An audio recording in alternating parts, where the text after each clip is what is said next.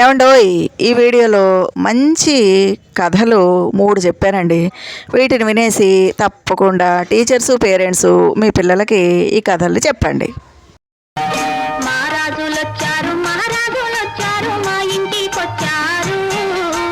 మా మంచి వారంట మనకున్న వారంట మాకెంతో నచ్చారు.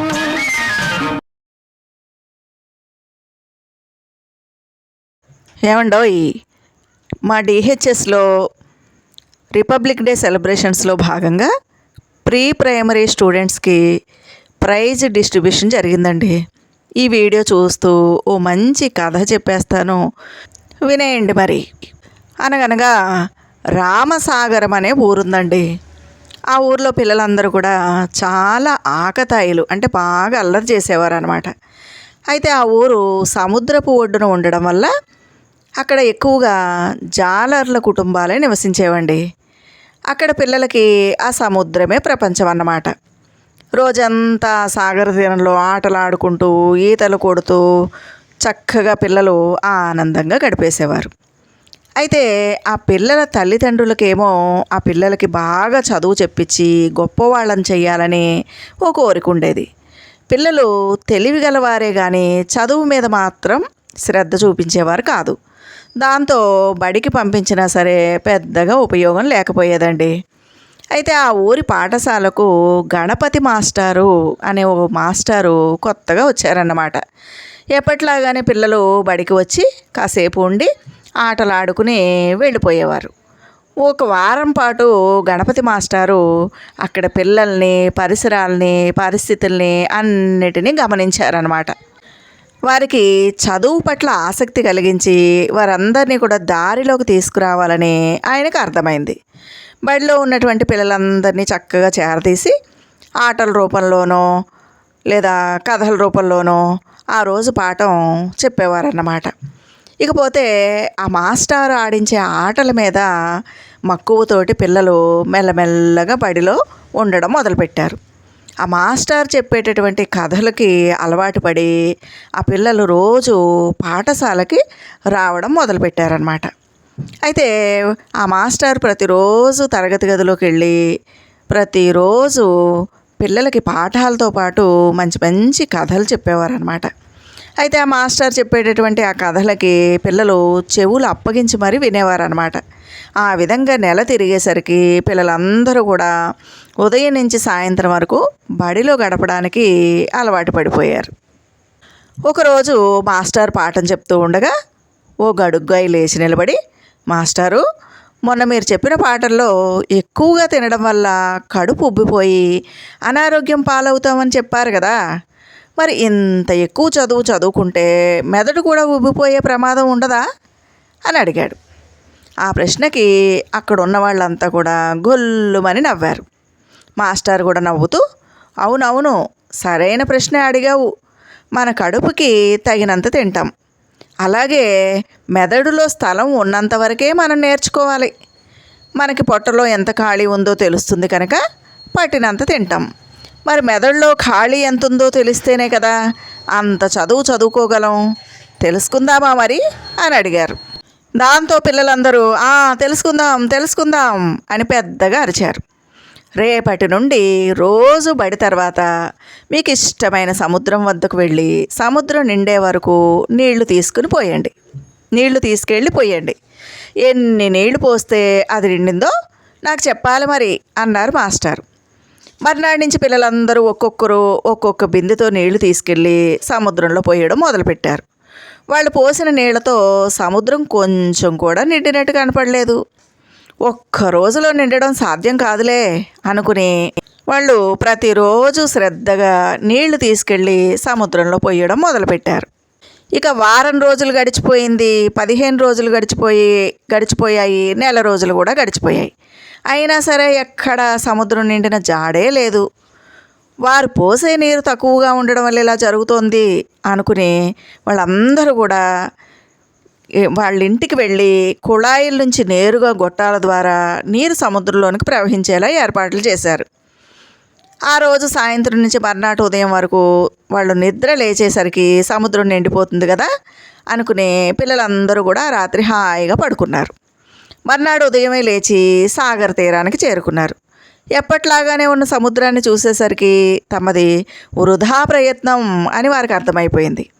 పిల్లలంతా కలిసి మాస్టర్ వద్దకు వెళ్ళి సముద్రం నింపడం మా వల్ల కాలేదని చెప్పారు. అప్పుడు మాస్టర్ ఏం చెప్పారంటే, సముద్రంలాగే మన మానవ మేధస్సు అంటే మన మెదడు కూడా అనంతమైనది. మీరు ఎంత నేర్చుకున్నా గ్రహించుకోగలిగినటువంటి శక్తి మీ మెదడుకు ఉంటుంది. అలాగే విద్య కూడా అనంతమైనది.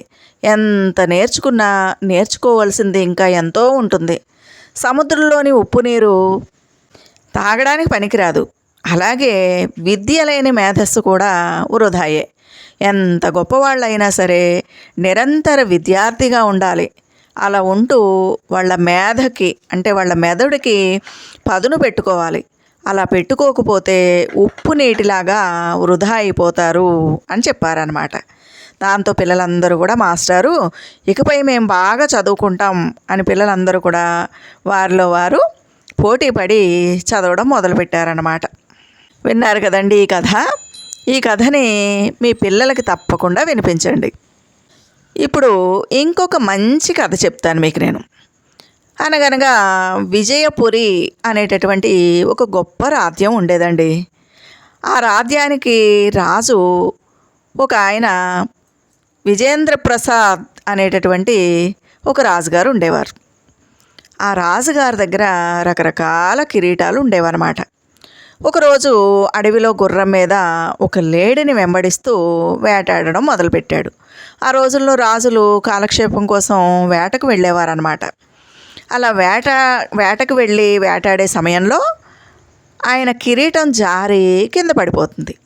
రాజుగారు ఇక హడావిడిలో ఆ విషయాన్ని పట్టించుకోకుండా లేడిని తరుముకుంటూ ముందుకు వెళ్ళిపోతారు.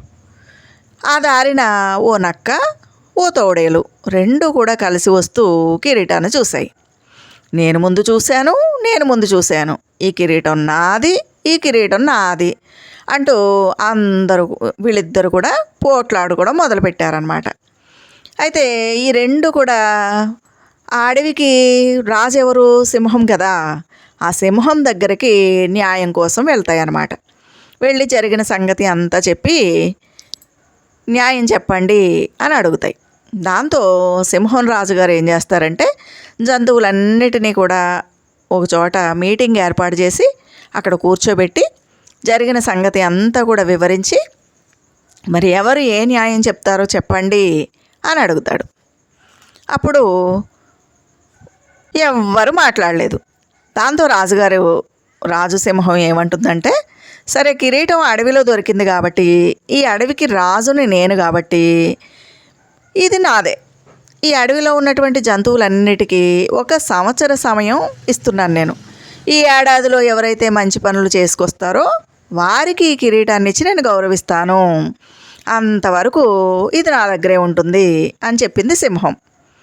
ఆ విధంగా సమావేశం ముగిసిపోయింది. జంతువులన్నీ కూడా వెళ్ళిపోతాయి అన్నమాట. వేట ముగించుకుని రాజుగారు తిరిగి వస్తూ కిరీటం కోసం చూశాడు. ఎక్కడా కనిపించకపోవడంతో నిరాశతో సర్లే ఇంకోటి తయారు చేయించుకుందాంలే అని చెప్పి రాజ్యానికి వెళ్ళిపోతాడనమాట. ఆ విధంగా 1 సంవత్సర కాలం పూర్తయిపోయింది. సింహం జంతువులన్నిటినీ మళ్ళీ సమావేశపరిచింది. అప్పుడు కోతి ముందుకొచ్చి చేతులు కట్టుకొని నిలబడి, మహారాజా, నేను కోతి చేష్టలు ఆకతాయి పనులు చేసేదాన్ని కదా, అవన్నీ నేను మానేశాను. ఇప్పుడు బుద్ధిగా మంచిగా ఉంటున్నాను. నేను మంచి కోతిని అయిపోయాను. కాబట్టి కిరీటం నాకే ఇవ్వాలి అని అడిగింది కోతి. ఇకపోతే తోడేలంది కదా, మాంసాహారం మానుకుని చిన్న జంతువులను దయతో చూస్తున్నాను, నేను అందరితో ప్రేమగా ఉంటున్నాను. కాబట్టి నాకే కావాలి, నాకే రావాలి అని అడిగింది. నక్క మరికొన్ని జంతువులు కూడా తోడేలు చెప్పిన మాటలనే చెప్పాయి. ఇక ఒక ఏనుగు ఏం చేసిందంటే, మహారాజా, బురద గుంటలో చిక్కుకున్న ఓ గాడిదని నేను కాపాడాను తెలుసా, కాబట్టి నాకే ఇవ్వాలి కిరీటం అంది. ఇకపోతే ఓ గుర్రం ఏమందంటే, నేను చక్కగా నాట్యం చేసి అడవిలో ఉన్న జంతువులన్నిటికీ ఆనందాన్ని పంచాను, కాబట్టి కిరీటం నాకే కావాలి అంది. ఇక అక్కడికి చిరుతపులి వచ్చి, నేను కొన్నింటికి చెట్లు ఎక్కడం నేర్పాను తెలుసా, కాబట్టి నాదే ఆ కిరీటం అంది. ఇకపోతే ఓ పెద్ద పులి వచ్చింది. పిల్ల జంతువుల్ని నా వీపు మీద ఎక్కించుకుని అడవంతా తిప్పుతూ ఆనందాన్ని పంచాను. దేన్ని నేను చంపలేదు, కాబట్టి నాకే ఇవ్వాలి అంది పెద్ద పులి. ఉలుకు పలుకు లేకుండా ఓ ఎలుగుబంటి కూర్చునుంది. అప్పుడు సింహం ఏం చేసిందంటే, జంతువులన్నీ ఏదో ఒకటి చెప్పాయి. ఎలుగుబంటి, మరి నువ్వేంటి ఏం మాట్లాడట్లేదు, నువ్వేం చేసావో చెప్పు అని అడిగింది. మహారాజా, మన అడవి గుండా విజయపురి వైపు వెళ్తున్న ఓ మునితో విజయపురి రాజు వేటకు వచ్చి మమ్మల్ని చంపుతున్నాడు. ఆ క్రమంలో ఆయన కిరీటం జారి ఈ అడవిలో పడిపోయింది. కాబట్టి ఇక్కడికి వేటకు రావడం ఆ రాజుకు అరిష్టమని చెప్పి భయపెట్టి మా వైపు రానివ్వకుండా చేయండి అని కోరాను. దానికి ఆ ముని, ఈ అడవికే కాదు ఏ అడవికి వేటకు వెళ్లకుండా చేస్తాను అని నాకు మాటిచ్చాడు. ఆ ముని వెళ్ళి రాజుకి ఏం చెప్పాడో ఏమో, ఆ రోజు నుంచి విజయపురి రాజు వేటమా అనుకున్నాడు. మన అడవిలో చెట్లు చాలా తక్కువగా ఉన్నాయి కదా, నిండుగా చెట్లుంటే ఎన్ని లాభాలో మనందరికీ తెలుసు. అందుకే నేను ఈ సంవత్సరం అంతా వందల సంఖ్యలో వేల సంఖ్యలో రకరకాల పండ్ల మొక్కలు నాటి మరీ పెంచుతున్నాను అని చెప్పింది ఎలుగుబంటి. అప్పుడు వెంటనే రాజుసింహం ఎంతో సంతోషపడి, ఇతరుల మేలు కోరడం, మొక్కలను పెంచడాన్ని మించిన మంచి పనులేమున్నాయి చెప్పండి, కాబట్టి ఈ కిరీటం ఎలుగుబంటికే చెందుతుంది అని ప్రశంసించింది సింహం. మృగరాజా, బహుమతి కోసం నేను ఈ పనులు చేయలేదు, చాలా కాలం నుంచే నేను చేస్తున్నాను, మీ ప్రశంసలు అందుకున్నాను, అది చాలు నాకు అంటూ వినయంగా కిరీటాన్ని తిరస్కరించింది ఎలుగుబంటి. ఇప్పుడు జంతువులన్నీ కలిసి, సరే ఈ కిరీటాన్ని ముని ద్వారా మహారాజుకి పంపించే ఏర్పాటు చేద్దాం అని కిరీటాన్ని మహారాజుకి పంపించి వేశారు. ఆ రోజు నుంచి అడవిలోని జంతువులన్నీ ఎలుగుబంటిని ఆదర్శంగా తీసుకుని 10 మందికి ఉపయోగపడే పనులు చేయడం మొదలుపెట్టాయన్నమాట. విన్నారు కదండి ఈ కథ. మరి మరొక కథ చెప్పుకుందామా? అనగనగా సీతాపురం అనేటటువంటి గ్రామం ఉంది. ఆ గ్రామం మొదట్లోనే ఒక పెంకుటిల్లు ఉంది. అందులో తన కొడుకు కోడలతో పాటు చిన్నవాడైనటువంటి తన మనవడితో కలిసి ఒక అవ్వ జీవిస్తోందన్నమాట. అయితే కొడుకు కోడలు పగలు పనికి వెళ్ళిపోతారు. అవ్వ ఏం చేసేది, ఇంట్లో కూర్చుని తన మనవడిని చూసుకునేదన్నమాట. అయితే ప్రతిరోజు రాత్రి అవ్వగానే మనవడికి అవ్వ ఓ మంచి కథ చెప్పేదన్నమాట. ఆ కథ వింటేనే మనవడు నిద్రపోయేవాడు. కథ చెప్పకపోతే నేను నిద్రపోను అని మారాబ్ చేసేవాడు. అందుకని అవ్వ ప్రతిరోజు రాజుల కథలు, జంతువుల కథలు, ఇలా రకరకాల కథలు చెప్పి మనవడిని నిద్రపుచ్చేది. ఆ రోజు బాగా వెన్నెల కాస్తోంది. మనవడితో పాటు 6 బయట తాళ్ల మంచం మీద పడుకుని ఉంది అవ్వ. ఆ అవ్వ పక్కనే ఈ మనవడు కూడా పడుకుని ఆకాశం వైపు, చుట్టూ పరిసరాల వైపు చూస్తూ ఉన్నాడు. వెంటనే మనవడికి ఒక సందేహం వచ్చింది. అవ్వ, కొండపైన దూరంగా ఒక కొండ కనపడుతోంది కదా, కొండపైన అనేక రకాల పక్షులు ఉన్నాయి, అవి చక్కగా ఎగరగలవు, కొండకు కూడా రెక్కలుంటే ఎంత బాగుంటుందో కదా అన్నాడు మనవడు. మనవడి ప్రశ్నకు అవ్వ ఆశ్చర్యపోయింది. అవును, ఎప్పుడూ రాజుల కథలేనా, ఇలాంటి కొత్త కథ ఒకటి చెప్పవ్వా అంటూ మారాన్ చేశాడు. అవ్వ తలగీరుకుంది. ఏం చెప్పాలా కొత్త కథ అంటే అని ఆలోచించింది. టక్కున అవ్వ బుర్రకి ఓ కథ తట్టింది. వెంటనే చెప్పడం మొదలుపెట్టింది. అనగనగా ఒకానొక కాలంలో కొండలకు రెక్కలుండేవాట తెలుసా, అవి ఎక్కడ పడితే అక్కడ వాలిపోయేవాట. మాకన్నా బలవంతులు, మాకన్నా ఎత్తు గలవాళ్ళు ఈ భూమిపై మా అంతటి విశాలమైన రెక్కలు ఉన్నవాళ్ళు ఎవ్వరూ లేరు. ఆఖరికి ఏ పక్షికి కూడా మాకున్న రెక్కలు లేవు అని చాలా గర్వపడేవాట. మాకు ఎదురు లేదు, మేము ఎక్కడ దిగాలనుకుంటే అక్కడ దిగిపోతాం, ఒకరి ఆజ్ఞతో నడవాల్సిన పని లేదు, ఇంకొకరి సలహా అవసరం లేదు అంటూ చాలా గర్వంగా మాట్లాడేవాట.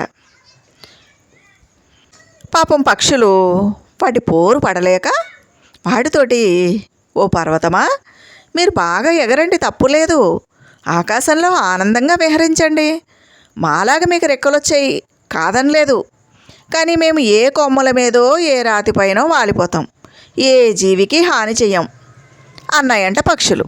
వెంటనే పర్వతాలు కోపంతో, అయితే ఏంటి, మాకే ఎదురు మాట్లాడుతున్నావు అని వెటకారంగా కోప్పడ్డాయంట. మీరు ఎక్కడ వాలితే అక్కడ మీ బరువు ఆ జీవజాలం మీద పడి అన్నీ చనిపోతున్నాయి కదా, పైగా మీరు ఇలా స్థానచలనం కావడం ప్రకృతికే విరుద్ధం, ఏదో ఒక చోట ఉండాలి అని హితవు చెప్పాయంట పక్షులు. ఏమన్నారు, మేము విరుద్ధమా, ఎవరితో మాట్లాడుతున్నారో తెలుసా అంటూ కొండలు పక్షుల్ని కోప్పడ్డాయంట. పక్షులు చేసేది లేక మిన్నకుండిపోయాయి. కొండలు మాత్రం తమ రెక్కలతో ఎగురుకుంటూ వెళ్ళి ఎక్కడ పడితే అక్కడ వాలి తమకు ఏ అపకారం చేయని జీవులన్నిటినీ చంపేస్తూ ఉండేవాట. ఇలా అయితే భూమిపై ఉన్నటువంటి జీవరాశి అంతా కూడా చనిపోతుంది అని తలచి ఎలాగైనా సరే రెక్కల కొండల ఆగడాలను ఆపాలని భూమిపై నివసించే జీవులన్నీ వాటి గోడుని భగవంతుని దగ్గరికి వెళ్ళగక్కున్నాయంట. అలా కథ చెప్తూ అవ్వ మధ్యలో ఆపేసి మంచం పక్కనే చెంబుతో పెట్టుకున్నటువంటి నీళ్లు తాగి కాస్త ఊపిరి పీల్చుకుందనమాట. ఇక మనవడు ఆగుతాడా, అవ్వా తర్వాత ఏం జరిగిందో చెప్పు అంటూ తొందర పెట్టాడు. మళ్ళీ తిరిగి చెప్పడం మొదలుపెట్టింది అవ్వ. ఆ విధంగా జీవులన్నీ దేవుడి దగ్గరికి వెళ్ళి మొరపెట్టుకున్నాయి కదా. వెంటనే దేవుడికి ఆ పర్వతాల మీద చాలా కోపం వచ్చేసిందంట. ఈ పర్వతాలకి ఎందుకంత గర్వం, ఒక చోట ఉండలేకపోతున్నామంటే పోనీలే అని కనికరించి రెక్కలిచ్చాను, ఇంతటి దారుణానికి ఒడగొడుతున్నాయన్నమాట, వెంటనే వాటి పొగరు అణచాల్సిందే అంటూ దేవతలందరూ కలిసి ఓ నిర్ణయానికి వచ్చేసారంట. ఓ మంచి సమయం చూసుకుని పర్వతాల దగ్గరికి వెళ్ళి, మీరు గౌరవంగా ఉంటారు అనుకుంటే గర్వంతో మసులుతున్నారు, బలముందని బలహీనను తొక్కేయడం అహంకారానికి చిహ్నం, కాబట్టి మీ రెక్కలు తుంచడమే సరియైన ధర్మం అంటూ దేవతలు ఆ కొండలు అంటే ఆ పర్వతాల యొక్క రెక్కల్ని తెగ నరికేశాయంట. ఆ రెక్కలు ఎక్కడో దూరంగా పడి పోయాయట. ఉన్న చోటనే ఈ పర్వతాలు అలా ఉండిపోయాయంట. ఆ రోజు నుంచి పర్వతాలు రెక్కలు లేకపోవడం వల్ల ఒక్క చోటనే స్థిరంగా నిలబడిపోయి ఉండిపోయాయన్నమాట. ఒకప్పుడైతే నిజంగానే పర్వతాలు ఎగిరేవంటండి. పురాణాలలో కూడా ఈ ప్రస్తావన అనేది ఉందన్నమాట. మరి విన్నారు కదండి ఈ కథ. మరి పిల్లలకి ఇలాంటి కథల్ని చిన్నపిల్లలకి తప్పనిసరిగా చెప్పాలండి. తల్లిదండ్రులు చెప్పాలి, టీచర్స్ చెప్పాలి.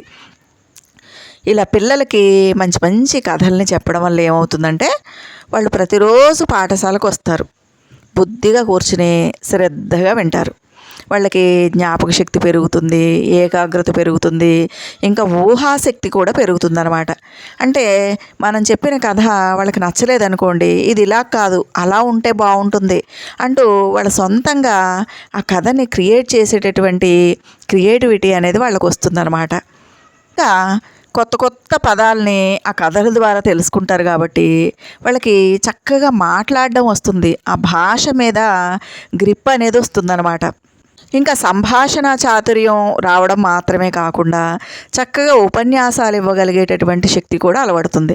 కాబట్టి టీచర్సు, పేరెంట్సు పిల్లలకి ఇలాంటి కథల్ని చెప్పి మళ్ళీ వాళ్ళతోటి తిరిగి చెప్పించాలి. ఈ కథ తీసుకెళ్ళి మీ ఇంట్లో ఉన్న మీ అక్కలకు చెప్పు, మీ అమ్మకు చెప్పు, మీ నాన్నకు చెప్పు, మీ ఫ్రెండ్స్కి చెప్పు అని చెప్పి చెప్పించాలన్నమాట. అలా చెప్పించడం వల్ల ఏమవుతుందంటే పిల్లలకి చక్కగా మాట్లాడడం కూడా వస్తుందండి. ఎవరికైనా నత్తి కానీ చిన్నపిల్లలకి ఎవరికైనా మాట్లాడడం రాకపోయినా సరే అలాంటి లోపాలన్నీ కూడా సవరించబడతాయి అన్నమాట. కాబట్టి చిన్న వయసులో చదువుతో పాటు తప్పకుండా పిల్లల్ని చక్కగా మంచి మంచి ఆటలు ఆడించాలి, వాళ్ళకి మంచి మంచి కథలను కూడా చెప్పాలన్నమాట. అలా చెప్తే కనుక ప్రతిరోజు చిన్నపిల్లలు మారం చేయకుండా పాఠశాలకి వెళ్ళడానికి ఇష్టపడతారండి. కాబట్టి టీచర్సు, పేరెంట్స్ కూడా ఇలాంటి టెక్నిక్స్ని తప్పకుండా ఫాలో అవ్వాలన్నమాట. చూశారు కదండి ఈ వీడియో. మరి ఈ వీడియో కనుక మీకు నచ్చితే తప్పకుండా లైక్ చేయండి, షేర్ చేయండి, నా ఛానల్కి తప్పకుండా సబ్స్క్రైబ్ చేయండి. ఉంటానండి.